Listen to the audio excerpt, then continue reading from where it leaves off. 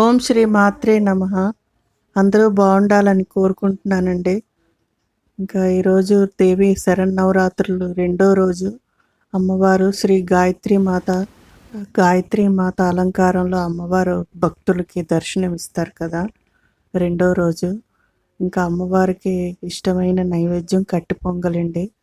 కట్టి పొంగలు వండి అమ్మవారికి నైవేద్యం పెట్టి ఇలా కుంకుమ పూజ అయితే చేసుకున్నా. 9 రోజులు కుంకుమ పూజ చేసుకుంటానండి ఇంట్లోనే.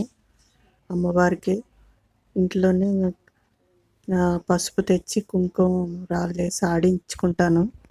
ఆడించుకొని పసుపు ఇంట్లోనే కుంకుమ పూజ చేసుకుంటాను.